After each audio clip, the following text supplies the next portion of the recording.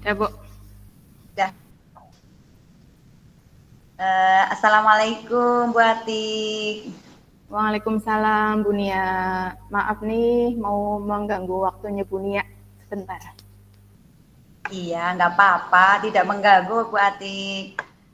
Kok sepertinya ada masalah yang sedang dipikirkan Bu Atik ya? Iya nih Bu, Kira-kira iya. Iya nih Bu, saya lagi ada yang dipikirkan. Saya merasa gagal dalam mengelola kelas saya, Bu. Jadi kelas saya itu nggak kondusif, kelas saya rame, kemudian murid-muridnya suka ngobrol sendiri, terus bermain pada saat saya menerangkan seperti itu. Jadi saya merasa anak-anak saya itu kurang fokus, Bu, dalam pembelajaran. Kalau misal ngobrol tak pinter ya, Bu, tapi kalau misal ditunjuk suruh jawab, kemudian suruh maju ke depan kelas, katanya bingung, nggak bisa. Seperti itu, Bu. Oh iya ya. Mungkin itu sih karena anak-anak ya Bu. Iya, ya mungkin itulah dunia anak. Mungkin dari percakapan kita sekarang, apa yang ingin Bu Atik dapatkan? Iya Bu, saya inginnya kelas saya kondusif Bu, anak-anaknya aktif mengikuti pembelajaran. Iya, mungkin itu bukan hanya Bu Atik, nggih, bukan hanya keinginan Bu Atik, nggih. Jadi semua guru kepenginnya kelasnya itu kondusif, betul Bu Atik? Iya Bu, seperti itu, pengennya seperti itu saya. Nah, jadi Bu Atik ingin suasana kelasnya Bu Atik itu menjadi kondusif dan muridnya aktif dalam pembelajaran ya Bu. Iya Bu. Menurut Bu Atik, kelasnya Bu Atik belum bisa dikondisikan sepenuhnya. Sehingga kegiatan pembelajaran menjadi terganggu dan kurang, gitu, tidak kondusif. Iya Bu. Iya, seperti itu Bu. Ah ya. Terus apa yang membuat murid-murid menjadi tidak fokus dalam pembelajaran Ibu? Sehingga mereka lebih suka mengobrol dan bermain bersama teman mereka saat pembelajaran. Apakah Bu Atik sudah mencari tahu kenapa kok anak-anaknya kurang fokus dalam pembelajaran? Sudah Bu. Saya sudah pernah menanyakan ke murid-murid saya, kenapa kok pada saat pembelajaran di kelas mereka itu sukanya ngobrol, bermain, dan tidak fokus mengikuti pelajaran. Sudah saya tanya, Bu.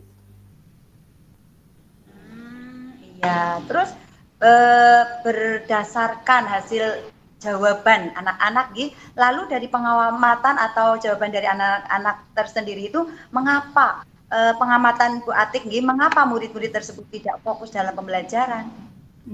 Iya, Bu. Kemarin kan saya sudah nanya ke murid-murid saya. Saya sudah tanya, kemudian saya juga amati mereka. Ternyata itu murid-murid saya ya Bu, katanya bosen belajarnya di kelas terus. Pengennya mereka itu belajar di luar kelas. Oh iya betul.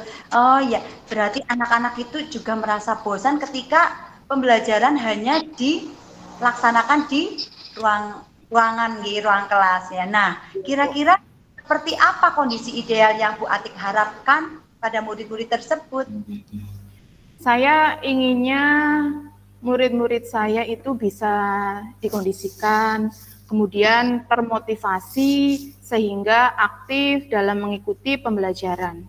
Seperti itu, Bu. Ya. Tentunya semua guru menginginkan kondisi tersebut nih, agar tujuan pembelajaran anak juga tercapai. Oke, kalau begitu apa yang bisa Bu Atik lakukan untuk meningkatkan motivasi belajar murid tersebut? Gini Bu, kalau menurut pengamatan saya ya Bu, selama saya mengajar, membersamai murid-murid saya ini sudah hampir 3 bulan ya Bu. Saya belum menerapkan model pembelajaran yang inovatif, tapi kegiatan pembelajaran itu dilaksanakannya di luar kelas Bu, sehingga murid tidak semangat pada saat pembelajaran dan pelampiasan emosi mereka itu mereka tuangkan dengan cara berisik di kelas, ngobrol sendiri pas pelajaran, terus mengakibatkan mereka akhirnya tidak fokus dalam mengikuti pelajaran, Bu. Ya, betul sekali, nggih. Karena memang suasana kelas kalau berisik tentunya akan mengganggu teman-teman yang lain. Mungkin hanya salah satu yang berisik atau ngobrol atau salah dua lagi. Untuk yang lainnya tentunya akan merasa terganggu ya, Bu. Betul. Ya, Bu. Baiklah, Bu. Apakah ada kira-kira model pembelajaran yang berhasil Bu Atik lakukan sebelumnya? Sebelumnya, apakah ada pembelajaran yang berhasil Bu Atik lakukan di kelas? Yang sudah, ya. Iya. Ada, Bu. Pada saya pernah menerapkan model pembelajaran itu namanya TGT, Bu. Apa singkatannya itu? Teams, Games, Turnamen. Iya. Jadi pada saat itu saya menerapkannya pada proses pembelajaran matematika. Nah, jadi pembelajarannya itu memang dilakukan di luar kelas, di halaman sekolah, Bu, dulu, Bu. Nah, muridnya bekerja dalam tim. Nah, terus saya juga, Bu, menyelipkan kegiatan yang meningkatkan kemampuan motorik anak. Engklek, Bu. Jadi, ada murid-murid saya itu melakukan gerakan engklek sampai menuju ke soal yang sudah disiapkan di meja. Nah, jadi anak-anak itu dibagi jadi 4 tim. Semua anak terlibat aktif. Secara bergantian, anak-anak engklek menuju meja yang ada soalnya. Nah, mereka mengerjakan soal secara bergiliran sampai soal yang ada itu selesai dikerjakan mereka semua, Bu. Nah, pada saat kegiatan itu, anak-anak itu senang, Bu, antusias sekali. Jadi, wah, ternyata pembelajaran di luar kelas memang benar-benar menyenangkan, terus mengaktifkan siswa seperti itu. Anak-anaknya antusias sekali, kemudian bahagia, Bu, kelihatan jelas bahagianya karena mereka juga tertawa, terus senang lah, Bu, lihatnya seperti itu. Iya, wah, kelihatannya menyenangkan ya, Bu Atik. Ya, anak-anak itu tidak terasa, padahal itu pembelajaran, tapi belajarnya sambil bermain dan dilakukan di luar kelas. Iya, tentunya lebih bebas dengan suasana yang baru, Bu. Ya, mungkin seperti itu. Nah, kalau di rating tuh, Bu, dari angka 1 sampai 10, menurut Bu Atik, seberapa tingkat keberhasilan model pembelajaran tersebut untuk meningkatkan motivasi belajar murid yang sudah? Kalau menurut saya ya, Bu, kalau di peringkat itu antaranya 8 sampai 9, Bu.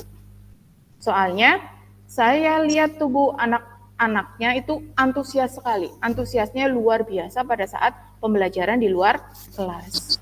Ceria dan semangat semua, Bu. Ya, wah, mendekati sempurna berarti ya, kan 8 sampai 9. Jadi untuk tujuan pembelajarannya juga berhasil ya, Bu. Terus selanjutnya apa yang Bu Atik akan lakukan dan apa saja langkah-langkahnya? Yang akan saya lakukan ya, Bu, saya akan mencoba menerapkan model dan metode pembelajaran yang bervariasi, Bu, yang tentunya inovatif sesuai dengan filosofi Ki Hajar Dewantoro, yaitu pembelajaran yang berpihak pada murid. Nah, kemudian saya juga akan berdiskusi, Bu, dengan rekan sejawat di sekolah saya, bertukar pengalaman terkait model dan metode pembelajaran yang saya bisa terapkan di kelas saya. Tentunya nantinya pembelajaran itu model dan metode pembelajaran itu ya Bu, disesuaikan dengan kondisi murid dan lingkungan sekolah saya Bu. Biar anak-anaknya lebih semangat lagi ya, semangat lagi belajarnya, dan kelas juga menjadi kondusif. Oh iya, baik Bu Atik. Tentunya dengan kegiatan tersebut kita juga perlu kolaborasi juga ya Bu. Terus untuk selanjutnya siapa yang bisa membantu Bu Atik dalam melaksanakan rencana tersebut? Tentunya yang bisa membantu saya ya Bu, kepala sekolah, kemudian rekan sejawat, kemudian juga saya akan bekerja sama dengan wali murid Bu. Oh iya. Berarti selain kepala sekolah dan rekan sejawat juga Ibu Atik itu melibatkan orang tua atau wali murid dari anak tersebut. Iya. Nah, kira-kira berapa lama Bu Atik yang Ibu butuhkan untuk melakukan kegiatan tersebut? Saya kira secepatnya Bu. Soalnya misal nih, kalau misal tidak segera diterapkan, nantinya bosannya anak-anak itu pasti akan bertambah. Terus hanya saja ya Bu, mungkin pencapaiannya yang tidak langsung sukses sekali Bu, karena semuanya kan memang butuh proses. Iya, betul sekali. Semua kegiatan itu perlu proses. Iya. Terus, oh iya Bu Atik, bagaimana komitmen yang Bu Atik lakukan agar rencana ini berjalan dengan baik? Iya Bu, saya akan mencoba menerapkan model dan metode pembelajaran yang tentunya berpihak pada murid secara konsisten Bu. Kemudian menerapkan model dan metode pembelajaran yang inovatif yang tentunya disesuaikan dengan kondisi murid saya. Kemudian berkolaborasi dengan rekan sejawat juga Bu. Terus saya juga tidak malu bertanya tentang hal-hal yang pastinya akan meningkatkan kompetensi saya sebagai seorang pendidik yang berkaitan dengan pembelajaran yang bermakna dan menyenangkan. Oke, bagus sekali itu rencana dari Bu Atik. Nah, adakah dukungan dari pihak lain yang Bu Atik butuhkan selain dari kepala sekolah, rekan sejawat, dan juga wali murid?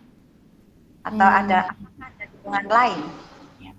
Kalau dukungan ya Bu, alhamdulillah dari kepala sekolah, kemudian dari rekan sejawat, kemudian sarana prasarana sudah mendukung sekali Bu. Mungkin dari sayanya ya Bu, yang harus benar-benar meniatkan untuk konsisten menerapkan itu semua di kelas saya. Iya betul sekali, itu konsisten ya, harus konsisten. Iya betul. Iya, Bu. Terus baik Bu Atik, bagaimana tindak lanjut dari pembicaraan kita hari ini? Saya akan mencoba menerapkan model dan metode pembelajaran yang inovatif dan berpihak pada murid secara konsisten. Oke, baiklah Bu Atik. Semoga rencana Bu Atik berjalan dengan lancar ya Bu. Ya, terus, Bu. Ya, bagaimana perasaan Bu Atik setelah kita ngobrol hari ini Bu? Alhamdulillah Bu, plong, lega. Senang juga Bu, karena alhamdulillah saya bisa menemukan solusi dari permasalahan yang saya hadapi sekarang ini Bu. Ya, alhamdulillah ya Bu, sudah plong ya, dan solusi kita selain karena kita dengan mengobrol atau percakapan dengan teman tentunya akan menemukan solusi. Baik Bu Atik, ada yang mau diobrolkan lagi? Saya insya Allah siap mendengarkan. Sudah Bu, besok-besok kita ngobrol lagi ya Bu. Nanti saya beritahu, saya ceritakan progres saya. Wah, oke Bu Atik, saya tunggu ya progres suksesnya. Oke Bu Nia, terima kasih ya sudah meluangkan waktu buat saya. Terima kasih sekali. Oke, sama-sama Bu Atik. Ya, makasih ya Bu Nia ya. Sama-sama.